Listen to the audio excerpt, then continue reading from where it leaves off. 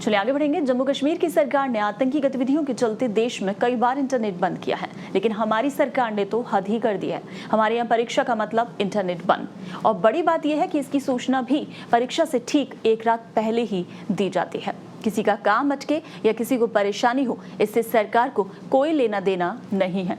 राजस्थान में 1 महीने से भी कम में 3 बार इंटरनेट बंद किया जा चुका है, और इसी सप्ताह में एक बार फिर से बंदी की तैयारी की जा रही है, और इसके कारण राज्य के करोड़ों इंटरनेट उपभोक्ताओं को परेशानी का सामना करना पड़ रहा है। इंटरनेट बंदी के मामले में जम्मू कश्मीर देश का पहला राज्य है। करीब 10 साल के दौरान वहां पर सबसे ज्यादा 315 बार इंटरनेट बंद किया गया है, जिसमें से लगभग हर बार आतंकी गतिविधियों को देखते हुए ही सुरक्षा के लिहाज से ये इंटरनेट बंदी का फैसला वहां लिया गया। लेकिन हमारे यहाँ गुजरे करीब 10 साल के दौरान करीब 78 बार इंटरनेट बंद किया जा चुका है, और एक बार भी आतंकी धमकी या सुरक्षा को लेकर नहीं, बल्कि हर बार परीक्षा या किसी धरने एवं प्रदर्शन को लेकर नेट बंद किया गया है। यूपी में 10 साल के दौरान सिर्फ 29 बार, हरियाणा में 17 बार, पश्चिम बंगाल में 13 बार, गुजरात में 10 बार, बिहार और महाराष्ट्र में 11 बार, एमपी और मेघालय में 8 बार एवं अरुणाचल और मणिपुर में सिर्फ 6 बार नेट बंद किया गया है। यानी जम्मू कश्मीर के बाद राजस्थान का ही नंबर है जहां सबसे ज्यादा नेट बंदी हुई है। पिछले 10 सालों में 78 बार नेट बंद किया गया है। जम्मू कश्मीर में हालांकि नेटबंदी सबसे ज्यादा है, 300 से ऊपर, लेकिन वहां पर किसी भी आतंकी गतिविधि या सुरक्षा को देखते हुए ही नेट बंद किया गया है। लेकिन हमारे राजस्थान में ऐसा नहीं है। यहाँ पर नेटबंदी का कारण सिर्फ एक ही रहा है, परीक्षाओं को देखते हुए यहाँ पर नेटबंदी की गई है। वहीं इस महीने की अगर हम बात करें, अभी अक्टूबर में ही तो 3 बार नेटबंदी अभी की जा चुकी है, और आगे अगले इस एक हफ्ते में एक बार और नेटबंदी की तैयारी चल रही है। यानी कि परीक्षा का मतलब नेटबंदी यहाँ कहा जा सकता है, क्योंकि सरकार के पास शायद यही एक विकल्प बचता है नकल रोकने के लिए। लेकिन उसके बावजूद भी आपको बता दें कि नकलची एक कदम आगे नजर आते हैं, क्योंकि नेट बंद होने के बावजूद भी नकल के कई मामले सामने आते हैं, फर्जी अभ्यर्थी भी पकड़े जाते हैं। लगातार इस तरह के मामले सामने आ रहे हैं, लेकिन बावजूद उसके भी सरकार सिर्फ एक इसी विकल्प को लेकर चल रही है कि परीक्षा कराने के लिए नेट बंद कर दो तो सारी परेशानियों से बचा जा सकता है।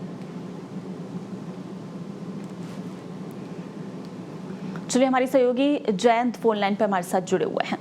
जयंत, राजस्थान में ये कहना गलत नहीं होगा कि परीक्षा, प्रतियोगी परीक्षा यानी कि नेटबंदी?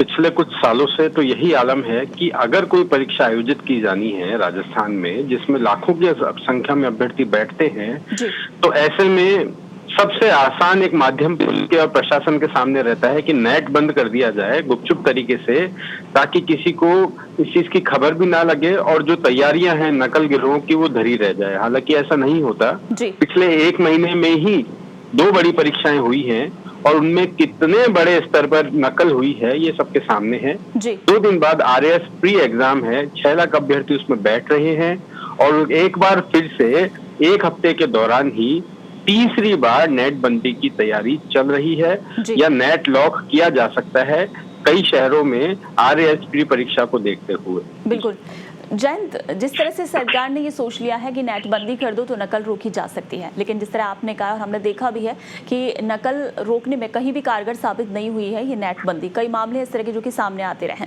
वहीं दूसरी तरफ जनता को परेशानी होती है वो अलग है, इकोनॉमी प्रभावित होती है वो अलग है। तो ये सब कुछ क्या सरकार को नजर नहीं आ रहा है? क्या ये आखिरी विकल्प रह गया है सरकार के पास? देखिए, इस विकल्प के अलावा शायद ही राजस्थान सरकार ने किसी दूसरे विकल्प पे काम किया है या काम कर रही है। पिछले दिनों सुप्रीम कोर्ट ने भी राजस्थान प्रत्येक राज्य को फटकार लगाई कि जम्मू कश्मीर से जुड़े एक मामले में सुनवाई के दौरान ये बातचीत हुई थी कि इंटरनेट लोगों का मौलिक अधिकार है और उसको बेवजह बंद नहीं किया जा सकता। नेट बंद करने से आप ये मानिए कि छोटी बड़ी करीब 30 से ज्यादा सेवाएं प्रभावित होती है, बाधित होती है, करोड़ों रुपयों का लेन देन जो है वो अटकता है, लोगों को परेशानी होती है, सो अलग। राजस्थान में परीक्षाओं में ये जो नेट बंदी का सिस्टम शुरू कर दिया गया है एक अलग तरीके से, उसकी जगह पर अन्य राज्यों का अध्ययन करने की जरूरत है कि वे अपने यहाँ आयोजित की जाने वाली सरकारी भर्ती परीक्षाओं को किस तरीके से लेते हैं इंटरनेट बंद किए बिना। तो ये एक चैलेंज है पुलिस के लिए, प्रशासन के लिए, सरकार के लिए कि इंटरनेट बंद किए बिना क्या कोई सरकारी भर्ती परीक्षा आयोजित नहीं की जा सकती। एक अलग उनको एक चुनने की जरूरत है। जी बिल्कुल। वहीं जयंत, क्या नेट बंदी को लेकर किसी तरह का कोई नियम या एक्ट है प्रावधान में, और अगर नहीं है तो अब ये जरूरी हो जाता है कि इस पर कोई एक्ट होना चाहिए और उसी के तहत नेट बंदी हो? बिल्कुल, देखिए फिलहाल इस तरीके का कोई नियम प्रावधान नहीं है। जो कुछ प्रावधान है उनको फॉलो करने के लिए एक लंबी गाइडलाइन है जिनके जरिए नेट बंद किया जा सकता है या नेट बंद करने की कोशिश की जा सकती है। उसकी एक लंबी चौड़ी एक उसको गाइडलाइन को फॉलो करना होता है। लेकिन आजकल या यूं कहें कि रीट और पटवारी की ही अगर बात करें तो रीट परीक्षा में तो सरकार ने 1 से 2 दिन पहले यह कहते हुए नेट बंद किया कि परीक्षा में नकल गिरोह को रोकना है। लेकिन आप ये देखिए पटवारी परीक्षा में तो जब आधी रात में लोग सो रहे थे उसके बाद अचानक सरकार ने नेट बंद कर दिया। सुबह 6 बजे जो अभ्यर्थी अपने अब सेंटर्स पर पहुंचने की कोशिश कर रहे थे उन लोगों के सामने संकट खड़ा हो गया। तो सरकार इस तरीके से लगातार जनता को और लोगों को दबाने की कोशिश कर रही है, लेकिन उसके बावजूद भी कोई बड़ा कदम सरकार की तरफ से नहीं उठाया जा रहा है। बिल्कुल बिल्कुल जयंत, इस तमाम जानकारी के लिए शुक्रिया। तो नकल गिरोह के आगे सरकार काफी पस्त नजर आ रही है, क्योंकि सरकार, राजस्थान सरकार के पास सिर्फ यही एक विकल्प जो है वो बचा है कि प्रतियोगी परीक्षा यानी कि नेट बंद।